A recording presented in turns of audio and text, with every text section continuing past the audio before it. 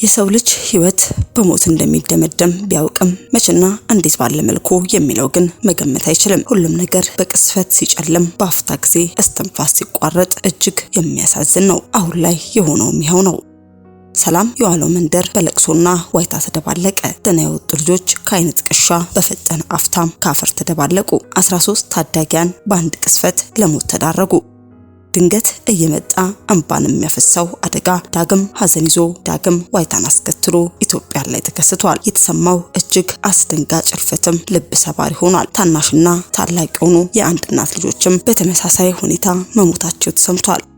በርካቶችን ያስደነገጠው የድንገተኛ ሞት ከባድ ሐዘን ፈጥሯል። መቼስ እንዲህ ባለ ክፉ አጋጣሚ ልጅን ማጣት የሚፈጥረው ሐዘን ጥልቅ መሆኑ ሳይታለም የተፈታ እውነት ነው። ለወለደ ሰው ልጄ ብሎ አልቅሶ መሸኘት ልብ ላይ የእድሜ ልክ የሐዘን ጠባሳ ጥሎ የሚያልፍ ሲሆን እንዲህ ድንገተኛና ሁለት ልጅን በአንድ ቀን መቅበር ሲሆንም አምነው የማይቀበሉት መርዶም ይሆናል። አልቅሰው የማያወጡት የልብ መሰበር ይፈጥራል። እርም የሌለው ሐዘን ያሸክማል። ለመሆኑ የተፈጠረው ምንድነው? 13 ታዳጊያንን ለሞት የዳረገው አደጋስ ምንስ ሲሆን ሁለት ልጆችን በአንድነት የተነጠቀች እናት ሁኔታስ ምን ይመስላል? የሚሉትን በዝርዝር በመረጃችን ይዘናል። በቆይታችሁ ታደምጣላችሁ። በሌላኛው መረጃችን የእርሱ ስም ሲጠራ ሁሉም ሰው አይምሮ ላይ ሰዎችን መርዳት የማይደክመው ለተራቡ አጉራሽ፣ ለታረዙ አልባሽ፣ ላዘኑ ፈጥኖ ደራሽ ሰው ይከሰታል። ማስተር አብነት ከበደ ሃይማኖት ያልገደበውን ደግነት ያሳየ፣ ብሔር ያልገደበውን መስጠትን የተካነ በጎ ምግባራት በሰባዊ መሰረት ላይ ሆኖ በፍቅር የሚከውን ከታይላንድ ስለዚህ ሰው የተነሳው መረጃ እንደወትሮ በጎ ተግባርን ሲያደርግ የሚገልጽ ዜና አልነበረም። ይልቁንም የሰዎችን ህመም ለማስቀረት የማይወጣው የማይወርደው የሌለው ሰው ከባድ ሁኔታ እያሳለፈ መሆኑ ተገልጿል። ጉዳዩን በተመለከተ እኛም የደረሰንን መረጃ ይዘናል። በቆይታችሁ ታደምጡታላችሁ። አስከትለንም የመጨረሻው ዘመን ተቃርቧል ብቻ ሳይሆን መፈጸም መጀመሩን ጭምር በምልክትነት የሚያሳዩ በርካታ ክስተቶች በዓለማችን ተፈጽመዋል። ዛሬም እጅግ አስደንጋጭ ሆኑ ክስተትም ተፈጽመዋል። መጽሐፍ ቅዱስ ስለምን በቤታችሁ ተገኘ በሚል የ2 ዓመት ህፃንን ጨምሮ እናትና አባት በእድሜ ልክ ጽኑ እስራት መቀጣታቸው ተሰምቷል። ታዲያ ይህ እጅግ አስደንጋጭ የሆነ ተግባር የተፈጸመው የት ይሆን? ለዚህ ተግባርስ የህግ አካላት አሳፋሪ ውሳኔ ያመጣው መዘዝ ምን ይመስላል? የሚሉትን እንዲሁ በመረጃችን ይዘንላችኋል። በቆይታችሁ ታደምጣላችሁ። በስተመጨረሻም ለኢትዮጵያ ዳግማዊ አድዋ የሆነው የህዳሴ ግድብ ተመረቀ ተብሎ ደስታው ሳያበቃ ያልተጠበቀ ዛቻ ተሰምቷል። ለዘመናት ቁጭት የነበረው አባይ የሀገሩን ጨለማ ሊገፍ የመገደቡ ዜና ከተበሰረበት ዕለት አንስቶ በኢትዮጵያን የአንድነት ግድ ደምና ላብ ተገንብቶ ተመርቋል። ይሁንና ግን በዓለም መንግስታት የተሰማው አስፈሪ አጀንዳ ነገሩን ይበልጥ አሳሳቢ አድርጎታል። በዓለም መንግስታት የተሰማው አስፈሪ አጀንዳ ምን ነበር? በዚህ ላይ ከእግዚአብሔር ሰው ነቢይ ሚራክል ተካ አንደበት የተሰማው ትንቢታዊ መልእክት ምን ይመስላል? የሚለውን በመረጃችን ይዘንላችኋል። በቆይታችሁ ከአንደበቱ ታደምጡታላችሁ። እስከ መረጃው ፍጻሜ አብራችሁን ቆዩ።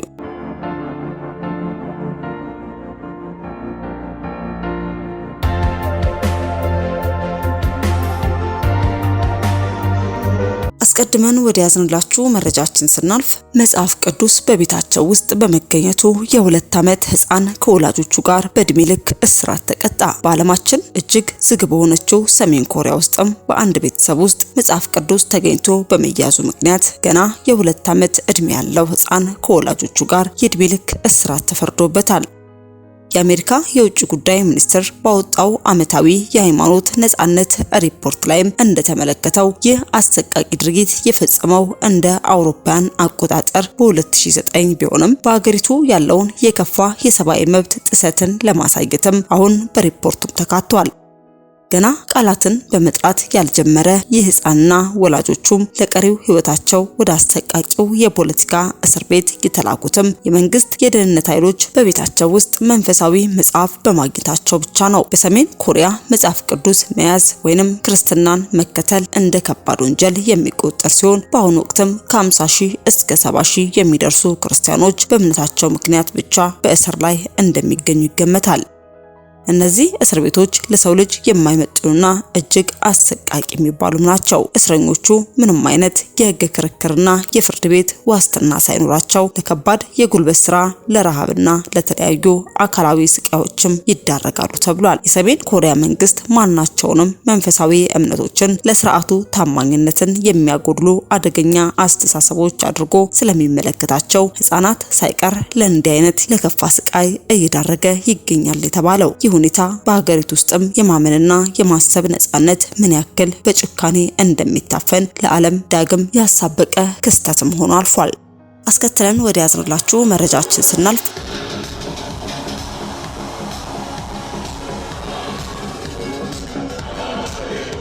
የሚሰማ ሁሉ ጆሮ ዳባ ልበስ ያስብላል። ጠዋት ሰባኪ ማታ የጭፈራ ቤት አድማቂ የሆኑት የቤተ ክርስቲያን ቄስ የፈጸሙት ተግባር እጅግ አስደንጋጭ ሆኗል። በቀን እየሰበኩ ማታ ደግሞ ዲጄነት የሚሰሩት የካቶሊኩ ቄስ አባ ጉልሄርሜ ፔክሲቶ የካቶሊክ ቄስም ናቸው። አባ ጉልሄርሜ ቀን ይሰብካሉ፣ ማታ ደግሞ በጭፈራ ቤቶች ዲጄ ሆነው ሃይማኖታዊ ሙዚቃዎችን በመቀላቀል ያስጨፍራሉ። በቅርቡ በቤሩት ተገኝተው ሁሉንም ዝግጅት አካሂደው በርካታ ሰዎችን ሰብከዋል፣ አስጨፍረውማል። በዚህ የተነሳም ተቃውሞና ትችት ቢቀርብባቸውም እሳቸው ግን በማድረገው ነገር ካልተደሰታችሁ ጸልዩልኝ በማለትም ምላሽን ሰጥተዋል። ታዲያ ይህ ጉዳይም በበርካቶች ዘንድ እጅግ መነጋገሪያነትን የፈጠረ ጉዳይ ሆኖም አልፏል።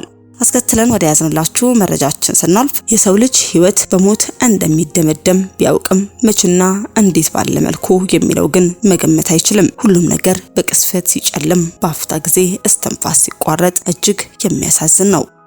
አሁን ላይ የሆነው ይሄው ነው። ዓለምን ያሳዘነ ዜና በደቡብ አፍሪካ በደረሰ የትራፊክ አደጋ የ13 ታዳጊዎች ህይወትም አለፈ። በትላንትናው ዕለት በደቡብ አፍሪካ ከጆሃንስበርግ ወጣ ብሎ በሚገኝ ስፍራ እጅግ ልብ የሚሰብር አደጋ ተከስቷል። ወደ ትምህርት ቤት በማቅናት ላይ የነበሩ ታዳጊዎችን የጫነ ሚኒባስ ከአንድ ከባድ መኪና ጋር በመጋጨቱ የ13 ህጻናት ህይወትም አልፏል። የ2026 የትምህርት ዘመን ገና መጀመሩ በሆነበት በዚህ ወቅትም ልጆቻቸውን ለትምህርት የሸኙ ወላጆች አስከፊውን መርዶ ለመስማት ተገደዋል። በተለይ ከአንድ ቤተሰብ ሁለት ልጆቿን ያጣችው እናት ሁኔታ የሚይዙት የሚጨብጡት ያሳጣና እጅግ ልብ የሚነካም ነው። በሁሉም ዓለም ያሉ አሽከርካሪዎች የነገ ተስፋ የሆኑ ህጻናትን ህይወት እየመሩ መሆኑን ተረድተው በከፍተኛ ጥንቃቄ እንዲያሽከረክሩ ምክርም ተላልፏል። ፈጣሪ ለወላጆች ለዘመድ አዝማድና ለወዳጅ ዘመድ ሁሉ ብርታቱን ይስጥ። ለታዳጊያን ነፍስም እረፍት፣ ለቤተሰቦቻቸው ደግሞ መጽናናትን በሚዲያችን ስም ተመኘን። በሌላኛው መረጃችን ማስተር አብነት የመጀመሪያ ዙር ቀዶ ጥገናውን በሰላም አጠናቋል። ጥር 12 2018 ዓ.ም ባለፉት ቀናት በህመም ምክንያት በህክምና ላይ የሚገኘው ማስተር አብነት ከበደ የመጀመሪያ ዙር የቀዶ ጥገና ህክምናውን በስኬት መጠናቀቁ ታውቋል። ስትጸልዩልኝ ለነበራችሁ ሁሉ ከልብ አመሰግናለሁ በማለትም ኢትዮጵያውያን ላሳዩቸው ደግነት፣ ጸሎት ትልቅ አክብሮት እንዳለውም ገልጿል። ምንም እንኳን የመጀመሪያ ዙር በሰላም ቢጠናቀቅም ቀጣይ የህክምና ሂደቶች እንደሚኖሩና አሁንም የሁላችሁንም ጸሎትና ድጋፍ እንደሚያስፈልጋቸው አሳስበዋል። ወረት ለሌለው ፍቅራችሁ ከልብ አመሰግናለሁ ያለ ሲሆን እኛም ለማስተር አብነት ሙሉ ጤንነትና ፈጣን ማገገምን እየተመኘን ቀጣዩ ህክምናቸው በሰላም እንዲጠናቀቅም መልካም ምኞታችንን ገለጽን። በስተመጨረሻ ወደ ያዝንላችሁ መረጃችን ስናልፍ ለኢትዮጵያ ዳግም አድዋ የሆነው የህዳሴ ግድብ ተመረቀ ተብሎ ደስታው ሳያበቃ ያልተጠበቀ ዛቻ ተሰምቷል። ለዘመናት ቁጭት የነበረው አባይ የሀገሩን ጨለማ ሊገፍ የመገደቡ ዜና ከተበሰረበት ዕለት አንስቶ በኢትዮጵያን የአንድነት ክንድ ደምና ላብ ተገንብቶ ተመርቋል። ይሁንና ግን በዓለም መንግስታት የተሰማው አስፈሪ አጀንዳም እጅግ ታላቅ መረበሽን ፈጥሯል። በዚህ ጉዳይ ላይ ነብይ ሚራክል ተካም ከጌታ እግዚአብሔር ዘንድ የተቀበለውን መልእክት አስተላልፏል። ነብይ ሚራክል ያስተላለፈው መልእክት ምን ይሆን? የዓለም መንግስታትስ ያስተላለፉት መልእክት ምን ነበር? የሚሉትን ከአንደበቱ እንድታደምጡት ጋበዝን። አባይ ጋር በተገናኘ ኤቭሪቲንግ ስታስቡ እንትን ብቻ እንዳታስቡ፣ ይሄ ፖለቲካል የሆነ ነገር እንዳታስቡ። አባይ ጋር በተገናኘ ነገር ስታስቡ ስፒሪቹዋል የሆነ ነገር አስቡ። why ለምን ፋይት ያደርጋሉ በዚህ ጉዳይ? there is behind something ማለት ነው። Ethiopia, Egypt and Sudan have been at odds over it for more than a decade now. Over the weekend, Trump posted a letter on Truth Social. The letter was addressed to the Egyptian President Abdel Fattah el-Sisi. አሁን ከዚህ በፊት ሰምተናቸው ማናቃቸው ህብረቶች መፈጠር ይጀምራሉ። ሪቨር ጋር የተገናኘ በጣም ዲፕ የሆነ ነገር አላቸው። ምኖች ዴመኖች። መዝሙር 74 ቁጥር 13 እና 14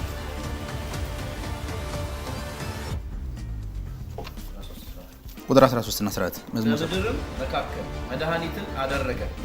አንተ ባህርን በኃይል አጸናሃት። አንተ ምንን? ባህርን በኃይል አጸናሃት። እሺ አንተ የእባቦችን ራስ በውሃ ውስጥ ሰበረ። የት ውስጥ? የምኖችን ራስ? እባቦች የት ነው የሚኖሩት? ውሃ ውስጥ። እሺ አንተም የዘንዶውን ራሶች ቀጠቀጠ። የት ውስጥ? ውሃ ውስጥ። ከዛስ? ለኢትዮጵያ ሰዎች ምግባቸውን ሰጣቸው። በቃ የኢትዮጵያ ሰዎች ምግብ የተያዘው ውሃ ውስጥ ባሉ እባቦች ነው። የነሱ ራስ እስካልተመታ ድረስ ምን አይልም። ምን ማለት መሰላችሁ? የግብፃውያን አማልክቶቻችን ናይል ሪቨር ላይ ነው የሚኖሩት ብሎ እንደሚያምኑ ታውቃላችሁ? ናይል ሪቨር ላይ የታሰረ ዴመን አለ ብሎ ነው ግብፃውያን የሚያምኑት። ያ ዴመን የተመታ ሰዓት ነው ለኢትዮጵያ ልጆች ምግባቸው የሚላቸው የሚሰጣቸው። እግዚአብሔር ባህር ውስጥ የሚኖረውን ዘንዶ መቶታል ማለት ኢትዮጵያ የተትረፈረፈ ነገር ውስጥ ትገባለች እያለ ነው። የተትረፈረፈ ነገር ውስጥ እንዳትገባ ያደረጋት ምን ውስጥ ያለ ዘንዶ ነው እያለ ነው። እግዚአብሔር ለኢትዮጵያን የተትረፈረፈ ነገር መስጠት ሲፈልግ ምን አደርጋለሁ አለ? ባህር ውስጥ ያለውን እባብ ራሱን ምን እላለሁ? እቀጠቅጣለሁ። አይ ዶንት ኖ አሁን አላውቅም። በፊት ፍሮም ኦል ኦቨር ኢስት አፍሪካ እየመጡ አባይ ላይ ዘይትና ውሃ እየደፉ አባይ ላይ የሚጸልዩ ሰዎች ነበሩ። ፍሮም ኦል ኦቨር ኢስት አፍሪካ ላይ የመጡት ቢኮዝ ዴይ ኖው ዳት አንድ እዛ ባህር ውስጥ ኪንግደሙን የዘረጋ ዴመን እንዳለ ያውቃሉ። እና አይደለም ያልኩት ባይብል አይ ውሃ ብሎ ከዛ በኋላ ኢትዮጵያ ነው። ከዛ በኋላ ወርታችሁ ይወርዳችሁ ስታነቡ ከውሃው ጋር ዙሪያ ስላሉ ሀገሮች ያወራችኋል። ውሃ ብሎ ኢትዮጵያ ያለ ነው የሚያወራችሁ። the moment ውሃውን መጠቀም ጀምራችኋል ማለት ዘንዶ ምን ብለዋል ማለት ነው። ሶ ፋይት የሚያረጓችሁ ለውሃው እንዳይመስላችሁ፣ ፋይት የሚያረጓችሁ ውሃው ውስጥ ለሚኖሩ ለነሱ አማልክቶች ነው። ቢኮዝ ያንተ ምግብ መሰራት ጀምሯል፣ ያንተ ምግብ መምጣት ጀምሯል ማለት ለነሱ ምናቸው ተመቷል ማለት ነው። አማልክቶቻቸውና ኃይላቸው በሙሉ ምን ብሏል? ተመቷል ማለት ነው። ምናቸው ተመቷል? ክብር ለኢየሱስ ይሁን። ከዚህ በኋላ ያሉ ቀሪ ዘመናቶቻችሁ ሁሉ ላይ የጨለማ እጆች ሁሉ የሚታሰሩበት እንዲሆን ጸልይላችኋለሁ። የክፉ እጆች ሁሉ የሚታሰሩበት እንዲሆንላችሁ ጸልያለሁ። ከዚህ በኋላ ባሉ ዘመናቶቻችሁ ሁሉ ላይ ድህነትን የማታውቁበት አመታቶች እንዲሆንላችሁ ጸልያለሁ። በሽታን የማታውቁበት አመታቶች እንዲሆንላችሁ ጸልያለሁ። ጉስቁልናን የማታውቁበት አመታቶች እንዲሆኑላችሁ ጸልያለሁ። ጉስቁልናን የማታውቁበት አመታቶች እንዲሆኑ ጸልያለሁ። ጉስቁልናን የማታውቁበት አመታቶች እንዲሆንላችሁ ጸልያለሁ። ክብር ለኢየሱስ ይሁን። ክብር ለኢየሱስ ይሁን። ዛሬ ሁላችንም በጉጉት ስንጠብቅ ወደ ነበረ ፕሮግራም አልፋለሁ። ክብር ለኢየሱስ ይሁን። ሁላችሁም በጉጉት ስጠብቁ እንደነበረ ይሄንን ፕሮግራም አምናለሁ።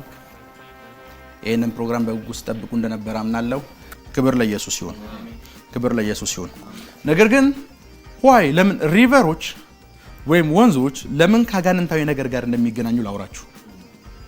ብዙ ጊዜ ሪቨር ኤሪያዎች ላይ አጋንንታዊ ልምዶች ይበዛሉ። አጋንንታዊ ልምዶች የሚበዙበት ምክንያት ምን እንደሆነ ልንገራችሁ። ሌስ ኤግዛምፕል የካናዳ መንግስት መቀመጫው እዚህ ነው። የካናዳ መንግስት ግን ዓለም ላይ በሙሉ እጁ አለበት። ማለትም ዓለም ላይ እጁ አለበት ስላችሁ፣ ዓለም ላይ በሙሉ እጁ አለ ስላችሁ፣ በኤምባሲዎቹ በኩል በሙሉ ዓለም ላይ እጁ አለ። እያንዳንዱ የትኛውም ዓለም ላይ ያሉ ኤምባሲዎች በሙሉ ሪፕሬዘንት የሚያደርጉት የካናዳን መንግስት ነው። ምን ማለት እንደሆነ ልንገራችሁ። ያ ማለት ሉሲፈር የራሱ የሆነ የሚቀመጥበት ስፍራ እንዳለው ታውቃላችሁ። የራሱ የሆነ ማለት ሳምታይምስ አንዳንድ ሰዎች ሉሲፈር ሁሉም ቦታ የሚገኝ ይመስላችኋል። ኤቭሪዌር ብድግ ብሎ የሆነ ቦታ የሚገኝ ይመስላል። ትሩዶ አንድ ስፍራ ብቻ ነው ሊቀመጥ የሚችለው። ኤቭሪዌር መገኘት የሚችለው የእግዚአብሔር መንፈስ ብቻ ነው። ከዛ ውጭ ዴሞኒክ ኢንቲቲም በለው ኤንጀሊክ ኢንቲቲም የትኛውን ፍጡር አንድ ስፍራ ላይ መገኘት የሚችሉት ለአንድ ጊዜ ብቻ ነው። አንደርስታንድ አደረጋችሁኝ? ሶ ዴሞኒክ የሆነው ኪንግደም ኦልዌይስ መቀመጫ የሚያደርጋቸው ከተሞችና ፕሌሶች አሉ። ምሳሌ ከራእይ መጽሐፍ ላሳያችሁ። ክብር ለኢየሱስ ይሁን። ራእይ 2ን ክፈቱ። ራእይ 2 ምዕራፍ 2 ቁጥር 13 የሰይጣን ዙፋን ባለበት የምትኖርበትን አውቃለሁ። ከላይ ከቁጥር 12 ጀምሮ አንብቡ። በጴርጋሞን ወዳለው ወደ ቤተ ክርስቲያን መልአክ እንዲህ ብለህ ጻፍ። ወዴት ወዳለው? ጴርጋሞን ማለት ምድር ላይ ያለች አንዲት ከተማ ነች። እሺ በሁለት ወገን የተሳለ ስለታም ሰይፍ ያለው እንዲህ ይላል። ኦኬ የሰይጣን ዙፋን ባለበት የምትኖርበትን አውቃለሁ። የት? የሰይጣን ምን ያለበት? ዙፋን ያለበት። ምን ያለበት? አሁን በደንብ ስም። ምድራዊ ዙፋኖች አሉ፣ ዴመኒክ የሆኑ ዙፋኖችም የሚቀመጡበት ፕሌስ አለ። ስለ ፕሌሱ ሲያወራ አንቲፋስ ስለሚባለው ስለ ሰማዕቱ ነው የሚያወራው። ቁጥር 13 ላይ ይሄው ሰማዕት ስለዚህ ሰማዕት ሲመሰከርለት እንደዚህ ነው የሚለው፣ የሰይጣን ዙፋን ባለበት ከተማ እንደምትኖር አውቃለሁ። ያ ማለት በታይሙ የሉሲፈር ዙፋን የነበረው የት ነው ማለት ነው? ፔርጋሞን የምትባል ከተማ ላይ ነው። ፔርጋሞን የምትባል ከተማ ላይ የሱ ዙፋን አለ። ፍሮም ዳት ፕሌስ ነው ኦል ኦቨር ዘ ወርልድ ኮንትሮል ሲያደርግ የነበረው። የሱ መጽሐፍ ቅዱስ ለዛው ላይክ የጥንቶቹ የአማርኛ ቅጆች የሰይጣን መናገሻ ከተማ ነው የሚለው። ምን ማለት መሰላችሁ? የካናዳ መንግስት ካፒታል ሲቲ ያለ ቤተ መንግስቱ ያለበት ስፍራ። የድሮዎቹ የመጽሐፍ ቅዱስ ቅጆች እንደዚህ ነው የሚል፣ የሰይጣን ቤተ መንግስት ያለበት ከተማ እንደምትኖር አውቃለሁ ነው የሚለው። የሉሲፈር ምን ቤተ መንግስት ያለበት ፕሌስ ውስጥ እንደምትኖር አውቃለሁ። ክብር ለኢየሱስ ይሁን። ፍሮም ዳት ፕሌስ ነው ኦል ኦቨር ደ ወርልድ ምን የሚፈጥረው? ዲስትራክሽን የሚፈጥረው። ናው የሉሲፈር ዙፋን የት ነው ያለው ብትሉኝ አንድ ነገር አውቃለሁ፣ አፍሪካ እንዳልሆነ አውቃለሁ። የሉሲፈር ዙፋን አፍሪካ እንደሌለ አውቃለሁ። 24 ሰዓት የሚጸልይበት አህጉር ላይ ምንም እንደማይሰራ አውቃለሁ። ክብር ለኢየሱስ ይሁን። ክብር ለኢየሱስ ይሁን። አፍሪካ እንደማይሆን አውቃለሁ። አፍሪካ እንደማይሆን አውቃለሁ። ዴመኒክ የሆኑ አካላት የሚመርጧቸው ኤሪያዎች አሉ። የሚመርጧቸው ኤሪያዎች አሉ። ለመኖር የሚመቻቸው ስፍራዎች አሉ። ለመሰልጠን ለመግዛት የሚመቻቸው ስፍራዎች አሉ። ከነዛ ስፍራዎች መካከል አንደኛ ዋተር ቦዲ የሆኑ ኤሪያዎች ናቸው፣ ሪቨሮች ናቸው። ለዛ ነው ብዙ ጊዜ ስለ ኮቨናንት ሲወራ ሪቨር ሂደን ኮቨናንት አደረገን፣ ወንዝ ሂደን ኮቨናንት አደረገን። እያንዳንዱ የዓለምን ታሪክ ብታነቡ ከወንዝ ጋር የተገናኘ አምልኮ አለ ሙሉ የዓለም ታሪክ ላይ። ከኔ ጋር ናችሁ? ውሃ ውስጥ የሚኖሩ እባቦች አሉ። ከኔ ጋር ናችሁ? ውሃ ውስጥ የሚኖሩ ምኖች ለወንዙ እንደሚገበር ታውቃላችሁ? ውሃ ውስጥ የሚኖሩ እባቦች አሉ። የነዚህ እባቦች ራስ ተመቷል ማለት እመነኝ ኤክስፔክት የማይደረግ ፕሮስፔሪቲ ውስጥ እንገባለን ማለት ነው። ኤክስፔክት የማይደረግ ፕሮስፔሪቲ ውስጥ እንገባለን ማለት ነው። ኤክስፔክት የማይደረግ ፕሮስፔሪቲ ውስጥ እንገባለን ማለት ነው። ኤክስፔክት የማይደረግ ፕሮስፔሪቲ ውስጥ እንገባለን ማለት ነው። ኤክስፔክት የማይደረግ ፕሮስፔሪቲ ውስጥ እንገባለን ማለት ነው። የማይጠበቅ ምን ውስጥ ባለጠግነት ውስጥ እንገባለን። የምንገባው አስ እንደ ግለሰብ አይደለም፣ አስ እንደ ኔሽን እንገባለን። አስ እንደ ኔሽን እንገባለን። ሶ የእናንተን እንጀራ የያዘው ማን ነው እያላችሁ ነው? ባህር ውስጥ ያለው እባብ። ከኔ ጋር ናችሁ? የኢትዮጵያንን እንጀራ የያዘው ማን ነው እያለህ ነው? ባህር ውስጥ ያለው እባብ። እሱን የመታው ሰዓት አለ ለኢትዮጵያ ልጆች እንጀራ ሰጣቸዋል። ኢትዮጵያዊ ሲጀምር ከእንጀራ ውጭ እኮ ጥያቄ የለውም። ጋድ እንጀራቸውን ሰጣቸዋለሁ ሲል ጉድ ገቨርንመንት ሰጣቸዋለሁ አይደለም ያለው። ባህር ውስጥ ያለውን እባብ ምኑን መታለሁ? ራሱን መታለሁ። አሁን በጌታ በኢየሱስ ስም ጸልያለሁ። ይህ 2015 ወይም በዩሮፒያን አቆጣጠር 2023 የሚባለው ዓመተ ምህረት እባቦቹ በሙሉ ሽባም ቢሆኑበት ዓመት እንዲሆኑ ጸልያለሁ። የኢትዮጵያን ብለሲንግ የያዙ እባቦች በሙሉ፣ የኢትዮጵያን ምግብ የያዙ እባቦች በሙሉ ሽባ የሚሆኑበት ዓመት እንዲሆን ጸልያለሁ። አይ ኖ ፕሮስፔሪቲ የማትፈልጉ ከሆነ ፕሮስፔሪቲ የምትፈልጉ ከሆነ ከኔ ጸሎት ጋር ተባበራላችሁ። ውሃ ውስጥ ያሉ እባቦች በሙሉ ሽባ እንዲሆኑ ጸልያለሁ። ውሃ ውስጥ ያሉ እባቦች በሙሉ በኢየሱስ ስም ኃይል ሽባ እንዲሆኑ ጸልያለሁ። ሽባ እንዲሆኑ ጸልያለሁ። ሽባ እንዲሆኑ ጸልያለሁ። ሽባ እንዲሆኑ ጸልያለሁ። ሽባ እንዲሆኑ ጸልያለሁ። ሽባ እንዲሆኑ ጸልያለሁ። ሽባ እንዲሆኑ ጸልያለሁ። ክብር ለኢየሱስ ይሁን። ክብር ለኢየሱስ ይሁን። ክብር ለኢየሱስ ይሁን። ክብር ለኢየሱስ ይሁን። አሁን የራእይ መጽሐፍ ምዕራፍ 19 እንከፍታለን።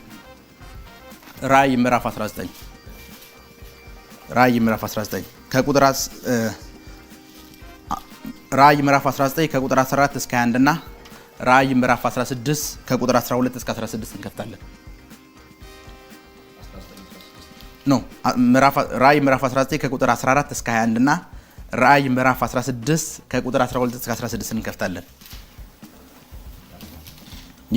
በሰማይም ያሉት ጭፍራዎች ነጭና ጥሩ ቀጭን የተልባ እግር ልብስ ለብሰው በአምባላዎች ፈረስ ተቀምጠው ይከተሉት ነበር። ራእይ ምዕራፍ 9 ከቁጥር 14 እስከ 21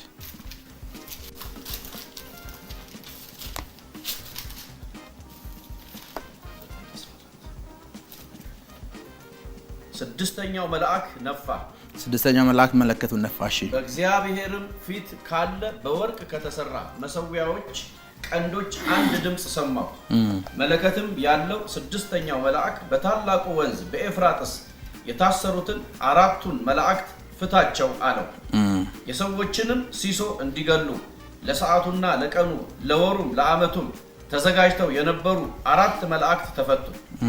የፈረሶቹም በደም ስሙኝ እስኪ ድጋሚ ወደ ኋላ ተመለስና አንብቡ። ለቀኑ ለዓመቱ የሚለው የሰዎችንም ሲሶ እንዲገሉ ለሰዓቱና ለቀኑ ለወሩ ለዓመቱም ተዘጋጅተው የነበሩ አራቱ መላእክት ተፈቱ። ለቀን ለሰዓቱ ለወሩ ስለ ታይም ነው የሚያወራው። ለዚህ ታይም ነበር ተዘጋጅቶ የነበረው። እሺ ከዛ ምን አሉ? የፈረሶችም ጭፍራ ቁጥር እልፍ ጊዜ እልፍ ነበረ። ቁጥራቸውንም ሰማሁ። ፈረሶቹና በእነርሱ ላይ የተቀመጡትን እንዲሁ በራእይ አየሁ። እሳትና ያክንት ዲንም የሚመስል ጥሩር ነበራቸው። የፈረሶቹም ራስ እንደ አንበሳ ራስ ነበር። ዮሐንስ ለእነዚህ ወታደሮች ብዛት ሲያወራ 200 ሚሊዮን ነው የሚላቸው ዮሐንስ። አሁን በደንብ ስሙ። ቪዥን ውስጥ አንድ እንዲገባችሁ ፈልገውን ነገር ወደ ትምህርቱ መለሳለሁ። ቪዥን ውስጥ አንድ እንዲገባችሁ ፈልገውን ነገር ስሙኝ። ዮሐንስ ወታደሮቹን አይቷቸዋል። ወታደሮችን ሲያያቸው ካውንት አላደረጋቸውም። ወታደሮችን ሲያያቸው ቮይስ ነው የሰማው የወታደሮችን ብዛት።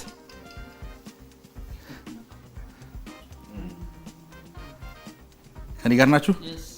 ወታደሮችን ሲያያቸው ምንድን ያለው? ካውንት አላደረገም ዮሐንስ። ቮይስ ነው የሰማው። ሰምታይምስ የሰዎች ብሌሲንግ ሲለቀቅ ካውንት አታድርጉ። ምን ማለት እንደሆነ ልንገራችሁ። ለዚህ ኤግዛምፕል አንድን ሰው እዚህ ጋር አቁሜው የመንገድ ስራ ውል ኑሮት ፕሮፌሳይ ባረግለት ብሮች ሲለቀቁ ላይ ይችላል። ስፒሪት ሬልም ላይ ብሮቹን ልቁጠር ካልኩኝ ሞኝ ነኝ። የብሮቹን ብዛት እስኪ ነግረኝ ድረስ ሆሊ ስፒሪትን መጠበቅ አለብኝ። ዮሐንስ ወታደሮቹን አይቶ ቁጠራ ውስጥ አልገባም። የወታደሮቹ ብዛት እስኪነገረው ድረስ ጠብቋል። ሁሉ ጊዜ ቪዥን ውስጥ ሰዎች ቪዥን ሲያዩ ከዛ በኋላ ቮይስ የማይሰሙበት ምክንያት ያ ቪዥን ለነሱ ይነፍ ነው። ምሳሌ የሆነ ሰንበዲ መላእክቶች አየህልና ምን ያህል ስንት መላእክት አየህ ስለው እልፍ ናቸው ይላል። መላእክቶቹ ግን ብዛት አላቸው። የብዛታቸው ነምበር ሳይሰማ ነው ሰውየው ምን የሚለው ከዛ ቪዥን ውስጥ የሚወጣው። እግዚአብሔር ቪዥን ሲያሳያችሁ ቪዥኑን አስጨርሱት። እሺ አሜን። ቁጥራቸው ፈረሶቹና በእነርሱ ላይ የተቀመጡትን እንዲሁ በራእይ አየሁ። እሳትና ያክንት ዲንም የሚመስል ጥቁር ነበራቸው። የፈረሶቹም ራስ እንደ አንበሳ ራስ ነበረ። ከአፋቸውም እሳትና ጢስ ዲንም ወጣ። ከአፋቸው በወጡት በእሳቱና በጢሱ በዲኑም በእነዚህ ሶስት መቅሰፍቶች የሰዎቹ ሲሶ ተገደለ። የፈረሶቹ ስልጣን ከአፋቸውና በጅራታቸው ነውና ጅራታቸው እባብን ይመስላል፣ ራስም አላቸው፣ በእነሱም ይጎዳሉ። በእነዚህ መቅሰፍቶች ያልተገደሉት የቀሩት ሰዎች ለአጋንንትን እና ያዩ ወይም ይሰሙ ወይም ይሄዱ ዘንድ ለማይችሉ ከወርቅና ከብር ከናስም ከድንጋይም ከእንጨትም ለተሰሩ ለጣዖቶች እንዳይሰግዱ ስለ እጃቸው ስራ ንስሐ አልገቡም። ስለ መግደላቸው ቢሆን ወይስ ስለ አስማታቸው ወይም ስለ ዝሙታቸው ወይም ስለ ስርቆታቸው ንስሐ አልገቡም። ኦኬ ራእይ 16 ከቁጥር 12 እስከ 16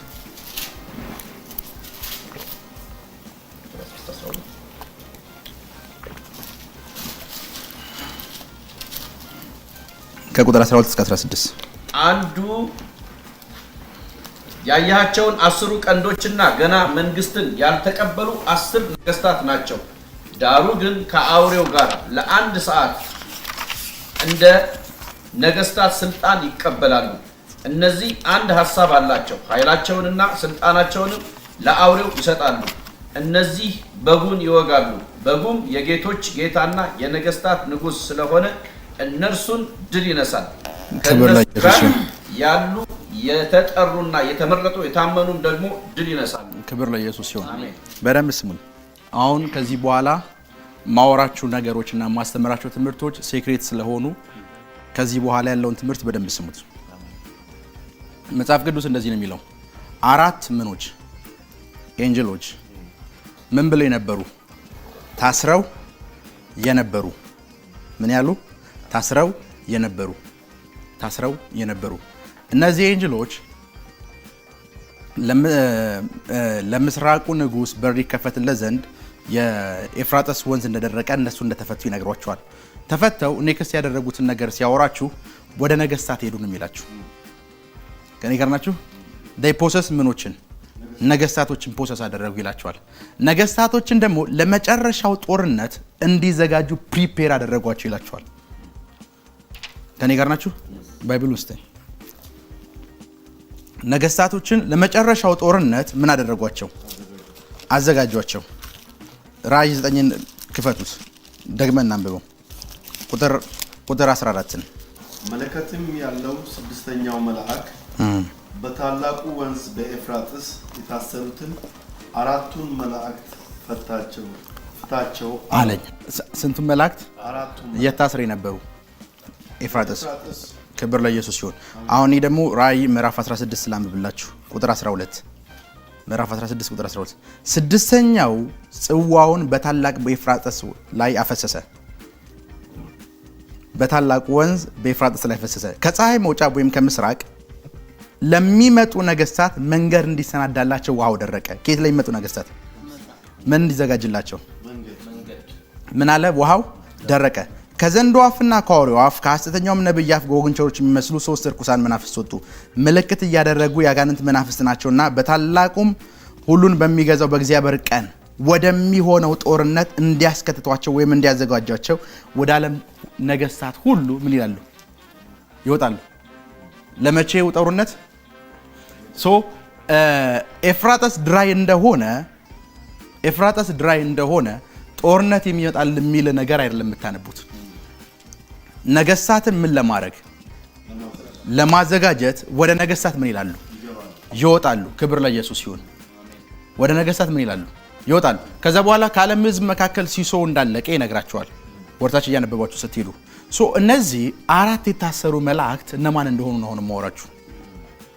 ቢኮዝ የዓለም ሲሶ ሁሉ እንዲያልቅ ለነገስታቶቹ ፓወር የሰጧቸው እነዚህ አራቱ የታሰሩ መላእክቶች ናቸው። እነዚህ የታሰሩ መላእክቶች ናቸው ወዴቶች ሄዱት? ወደ ነገስታት ሄዱት።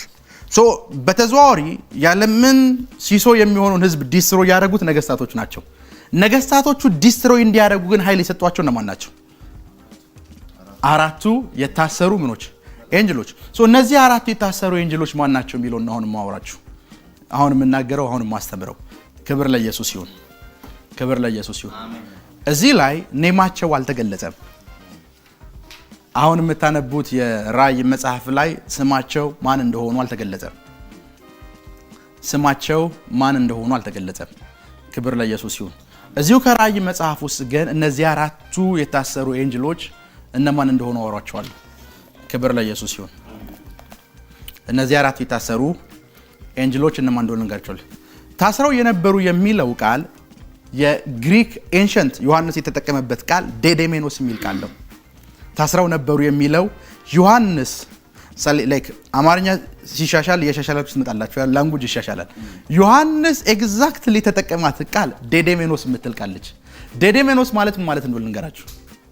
ዴዴሜኖስ ማለት እንዲገባችሁ በቀላል አማርኛ ልንገራችሁ። አንድ ሰው ከልጅነቱ ጀምሮ ከእናቱ ማህፀን ከወጣ ሰዓት ጀምሮ እውር ከሆነ ያንን ሰው ምንድነው የምትሉት? እውር። ልክ ነኝ አይደል? አንድ ሰው 9ኛ ክፍል ወይም 10ኛ ክፍል ከደረሰ ወይም ካደገ በኋላ ጉዳት ደርሶበት አይነ ስውር ቢሆንስ? እውር። ነገር ግን በሁለቱ እውሮች መካከል ልዩነት አለ። ሁለቱንም እውር ብላችሁ ነው የምትጠሯቸው። ያኛው from the beginning እውር ነው፣ ይሄኛውስ ኋላ ነው እውር የሆነው። ታስረው የነበሩ የሚለው ቃል ዝም ብሎ ስለመታሰር አይደለም የሚያወራው። ዴዴሜኖስ ነው የሚለው።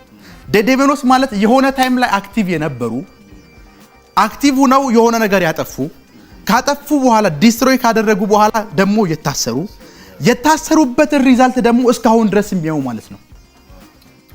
የሆነ ነገር አጥፍተው ነው የታሰሩት። ያጠፉት ሪዛልት ግን እስካሁን ድረስ አለ። ሄይ ዴዴሜኖስ ማለት እንደዛ ነው። ታስረዋል። እንዲታሰሩ ያደረጋቸው ሪዝን አለ። ከታሰሩ በኋላ ግን ፖዝ ሆኗል። እነዚህ ፎለን ኤንጅሎቹ መላእክቶቹ ታሰሩት ኤንጅሎች ፖዝ ሆኗል። ነገር ግን የሰሩት ሪዛልት እስቲላው ድረስ አለ። ውድ የሻሎም ቲዩብ አድማጭና ተመልካቾቻችን ለሰዓቱ የያዝንላችሁ መረጃ ያደመጣችሁትን ይመስል ነበር። በሌላ አዳዲስ መረጃ እስከምንገናኝ መልካም ቆይታ